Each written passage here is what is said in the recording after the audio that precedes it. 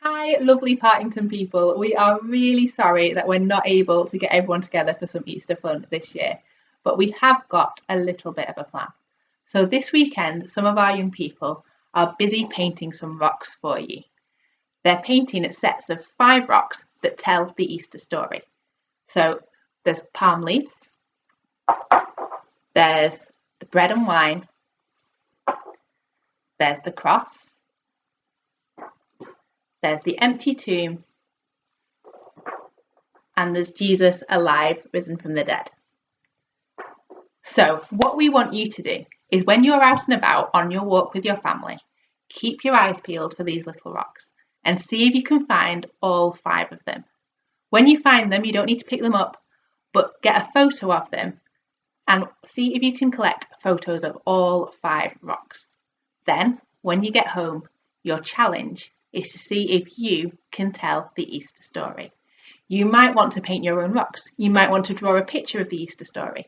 You might want to act it out for us or build it out of Play-Doh or Lego. The more imaginative way you have of sharing the Easter story, the better. And we'd love to see you share the Easter story on the Love Partington Facebook page. So Beth, do you reckon you can use these rocks to remind us of the Easter story? Yes, I think so. Have a go. Okay.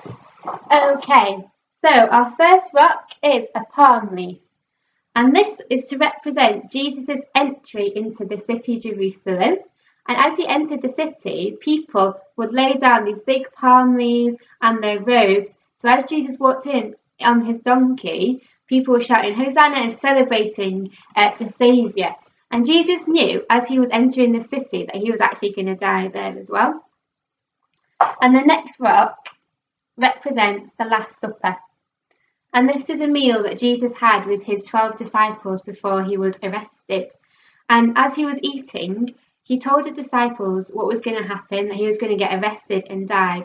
And he told them that the wine would represent his blood and the bread would represent his body, so that they can continue doing this after his death to remember him. And shortly after the Last Supper, Jesus was betrayed by one of his disciples and arrested by the Romans and actually crucified on a cross, which is a really painful way to die. And he died along with 2 other criminals, but Jesus was innocent. And we believe that he died on the cross to take away all the bad stuff that we do so that we can have a relationship with God. So that is why Jesus died on the cross. But he didn't stay dead, because 3 days later he rose from the dead, and this is to represent the grave. So Jesus was put into a big cave and a big stone was rolled across the front of it so no one could get in. But 3 days later, 3 of Jesus' followers, who were women, went to go and see Jesus' body. But as they went there, they noticed that the tombstone had been rolled away and the tomb was empty. So they were obviously really shocked and surprised.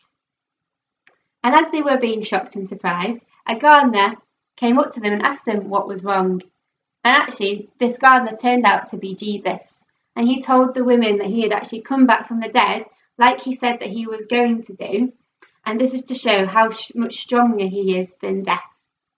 So yeah, that is the Easter story. Amazing job, Beth. I would love to see if you can do as good a job of that. Or maybe you can find another way of sharing the Easter story with us.